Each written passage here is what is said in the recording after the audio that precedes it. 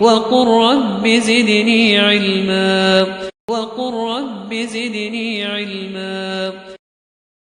تعالوا نشاهد هذا المقطع وهذه الصور لفضيلة الشيخ أحمد معبد عبد الكريم، وهو يهدي إلى الشيخ أبي إسحاق رحمه الله، أبي إسحاق الحويني رحمه الله، بعض كتبه، ويكتب له فيها الإهداء، ويطلب منه ألا يحرمه من دعائه له وتوجيهه.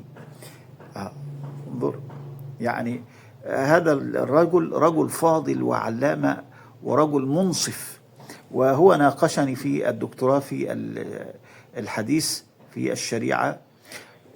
ويعني تعالوا انظروا إلى هذه اللقطة التي تجمع بينهم، وانظر إلى هذا، إلى كتابه هذا اللي هو ألفاظ وعبارات الجرح والتعديل بين الأفراد، بين الإفراد والتكرير والتركيب.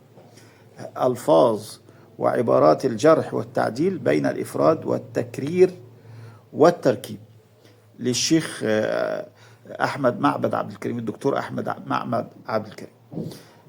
كتب إهداء من المؤلف، إهداء من المؤلف إلى أخيه فضيلة العلامة الشيخ حجازي محمد شريف أبي إسحاق الحويني، رجاء دعوة صالحة وتوجيه لا أستغني عنه. أحمد معبد في 13/11/1426 هذا الكلام.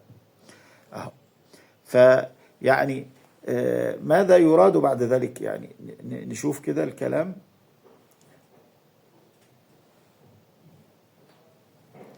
هذا لقاؤهم،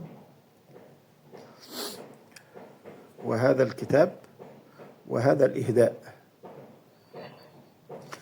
واللقاء يجمع بين الشيخ أبي إسحاق الحويني وفضيلة الأستاذ الدكتور أحمد معبد عبد الكريم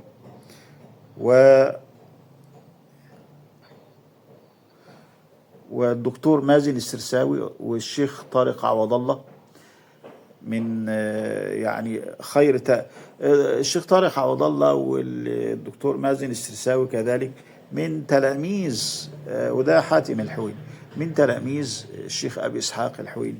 وهذا الدكتور الأستاذ الدكتور من كبار علماء الأزهر الشريف، ومن كبار علماء الحديث، ويعني من كبار العلماء في مصر، يثني على الشيخ أبي إسحاق الحويني ويعده أخا له وعالم، علامة، يقول العلامة، ويطلب دعاءه له وتوجيهه الذي يعني يحتاج إليه، يقول التوجيه الذي لا أستغني عنه.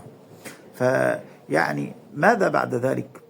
ففضلا أن هذا الرجل قد نعاه شيخ الأزهر حفظه الله، وعرف له قدره، ووصفه كذلك بالعلامة في علم الحديث.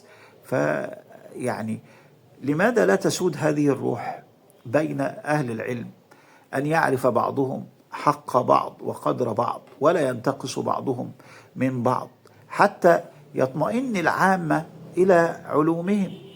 يعني لا ينبغي أن تفرق بيننا الاختلافات، يعني قد أختلف معك وتختلف معي، لكن نبقى بعد ذلك أننا مسلمون موحدون، يجمعنا كتاب الله عز وجل وسنة رسول الله صلى الله عليه وسلم. فلا ينبغي أن نتعصب لمذهب أو لشيخ أو لفكرة أو لمنهج دون كتاب الله عز وجل وسنة رسوله صلى الله عليه وسلم. وقل رب زدني علما. وقل رب زدني علما. وقل رب زدني علما. وقل رب زدني علما.